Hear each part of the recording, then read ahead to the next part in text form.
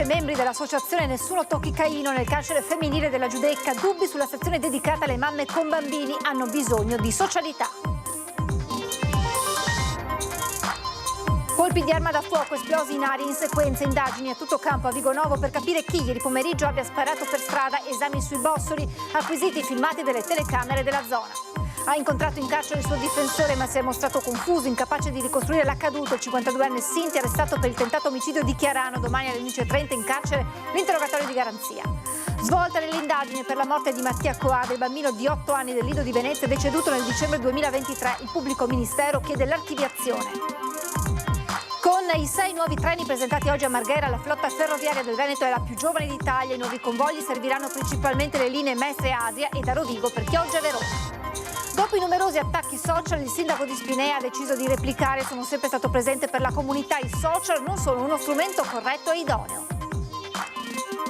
Patti Smith in concerto in piazza San Marco il 7 luglio, originaria di Chicago. Smith è immersa nel panorama underground newyorkese, collezionando soprattutto negli anni 70 una serie di dischi entrati nella storia del rock. Edizione veneziana del telegiornale di Antena 3, buonasera e ben ritrovati. In primo piano dunque la visita questa mattina nel carcere femminile della Giudecca di politici e membri dell'associazione Nessuno Tocchi Caino. Dubbi sulla sezione dedicata alle mamme con i propri bambini.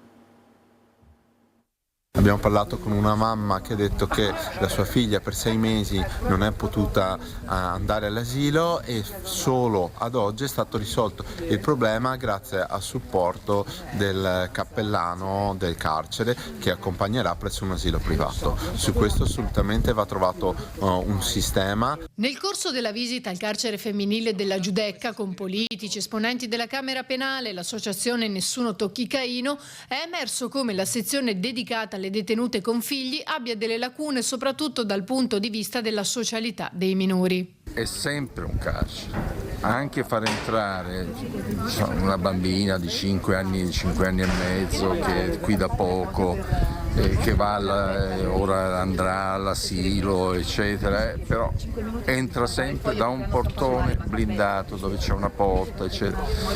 Non è educativo. Io credo che strutturalmente questo ICAM qui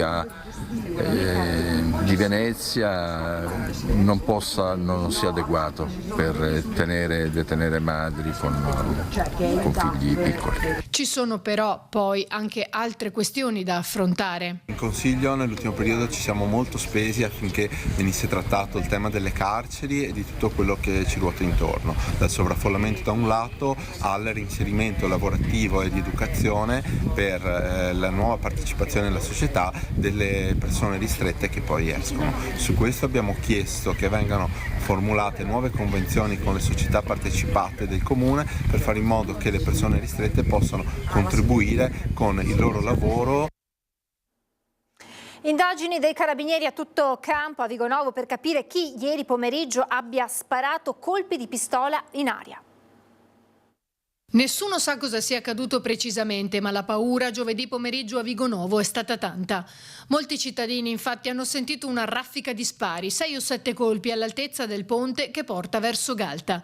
Nessun ferito, ma molte segnalazioni ai carabinieri giunti sul posto con i giubbotti antiproiettile e che ora indagano per capire chi sia stato e soprattutto perché. Hanno recuperato i bossoli a terra e scaricato le immagini delle telecamere di videosorveglianza. Tra le ipotesi anche la presenza di una macchina che in corsa avrebbe scaricato i colpi prima di allontanarsi. La targa però sembrerebbe fasulla. Nelle vicinanze c'è un campo rom dove alcune ore prima era stato segnalato un po' di movimento, forse per dei festeggiamenti in corso. Ha incontrato in carcere il suo difensore ma si è mostrato confuso, incapace di ricostruire l'accaduto. Alex Lucchesi, 52enne Sinti, arrestato per il tentato omicidio di Chiarano. Domani alle 11:30 in carcere a Venezia, l'interrogatorio di garanzia. L'ho trovato estremamente confuso, ha difficoltà a esprimersi, tra l'altro mi dice di essere anche ammalato, quindi di avere dei problemi di salute, quindi non è stato un colloquio molto chiarificatore. Pochi dettagli, frasi brevi e confuse. Il primo confronto tra Alex Lucchesi, arrestato per la sparatoria di Chiarano, e il suo legale, l'avvocato veneziano Giorgio Pietramala, non è valso a definire quale sarà la linea difensiva del 52enne di origini sinti, accusato del tentato omicidio del genero Gregory Malacarne.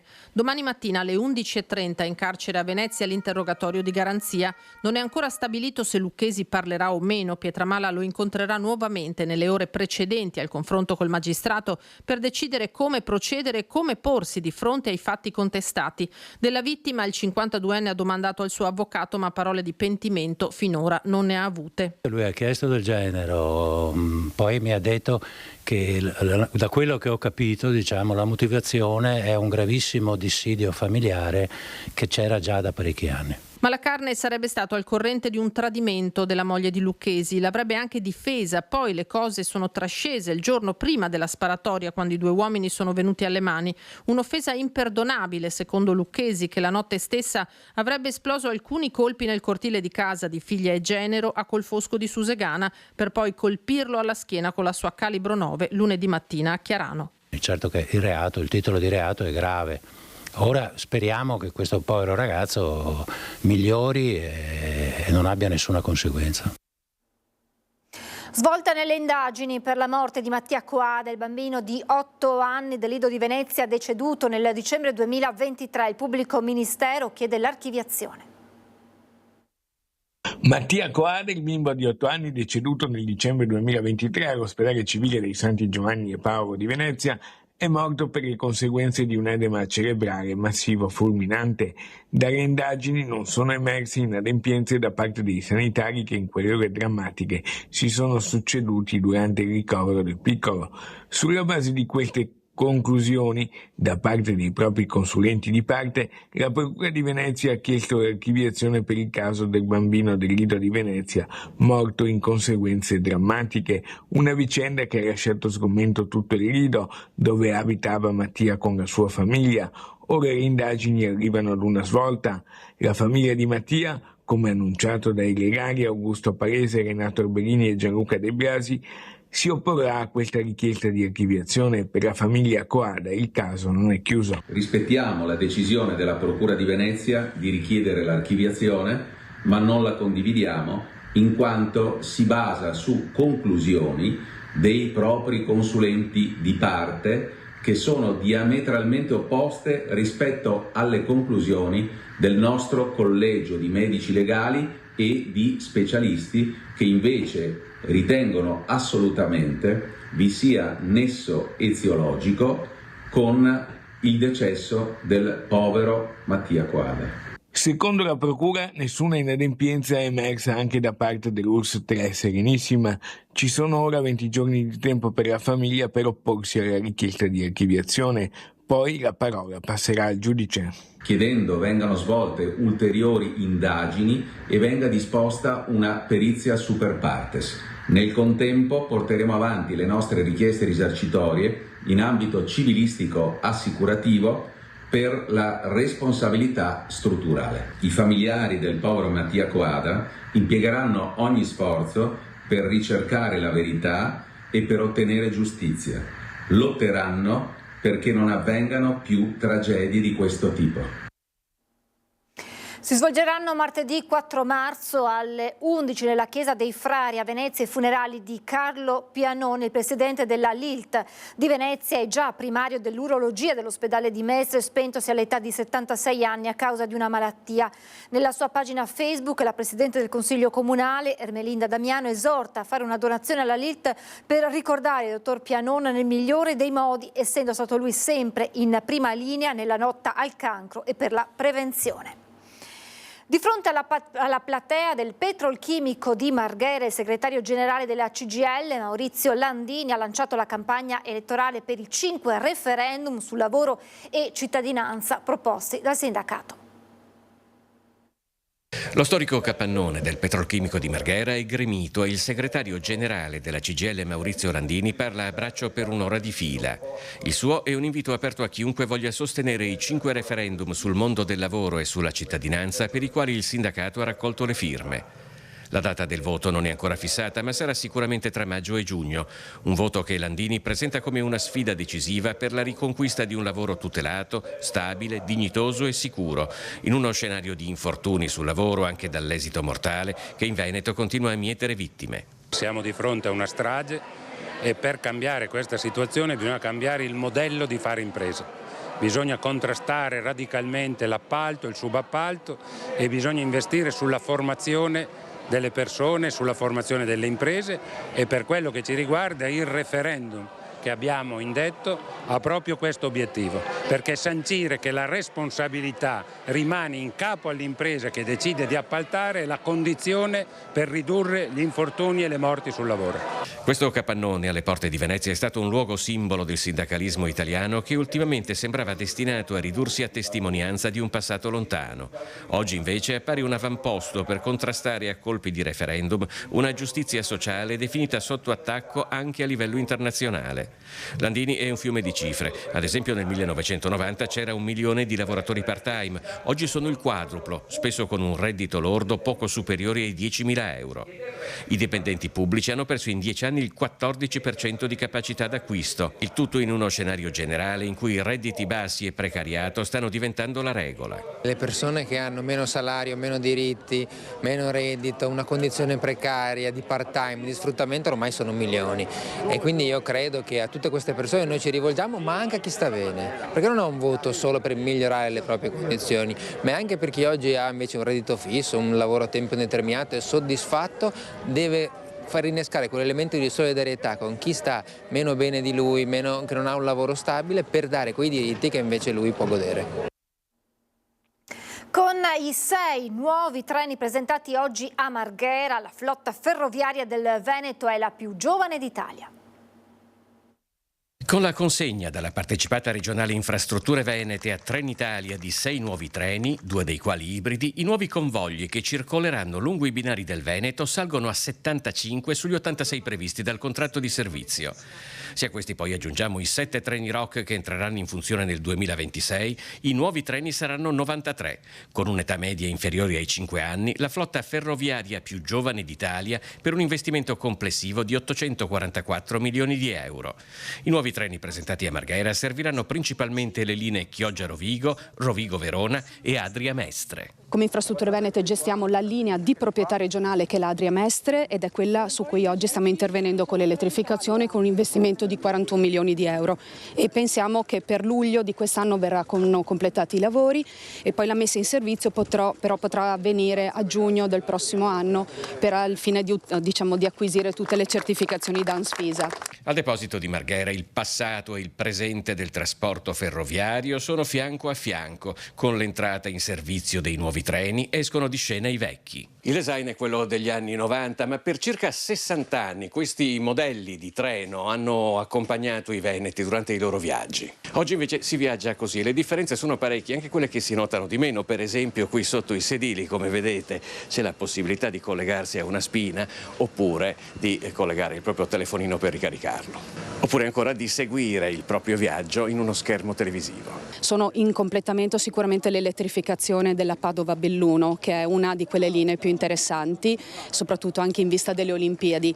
E poi nell'ambito di un'estesa complessiva di circa 1200 km di linee ferroviarie nel Veneto, oggi ne mancano 300 ancora da elettrificare e 120 sono questa linea che è la Padova-Belluno, per cui abbiamo una percentuale di linee elettrificate nel Veneto nella misura dell'82% circa, quando verrà completata questa. Dopo i numerosi attacchi social, il sindaco di Spinea ha deciso di replicare. Sono sempre stato presente per la comunità. I social, dice, non sono uno strumento corretto e idoneo. Spinea non ha un sindaco. Spero che il sindaco non prenda lo stipendio perché è un fantasma. Questi sono solo alcuni dei messaggi social scritti da cittadini, ma anche da qualche politico, nei confronti del primo cittadino di Spinea e del suo operato. Motivo per cui, dopo ripetuti attacchi, ha deciso di replicare. Prima di tutto, l'amministrazione ha sempre dato disponibilità nella persona del sindaco e degli assessori a incontrare qualunque cittadino, purché utilizzi i canali corretti di prenotazione degli incontri. Qui quindi tramite la segreteria o in caso di segnalazioni attraverso il modulo disponibile nel sito del comune. I social, continua Bevilacqua, non sono lo strumento idoneo. Noi vogliamo soltanto che anche i responsabili dei social facciano bene una buona gestione del social stesso, anche indicando che spesso le persone che parlano hanno una connotazione politica, hanno partecipato alla campagna elettorale, sono all'interno di alcune liste e quindi è giusto che chi legge sui social abbia conoscenza di chi sta scrivendo e di cosa rappresenta. Quanto a una sua presunta latitanza, il sindaco spiega infine. In questo periodo ho avuto problemi di salute che mi hanno costretto a rallentare l'attività in alcuni momenti. Bisogna anche tener conto che c'è un'attività amministrativa, ci sono persone che lavorano nel comune e che seguono costantemente l'attività del comune. Il comune non ha mai subito un rallentamento in questo periodo. Da adesso in poi spero che i toni si abbassino.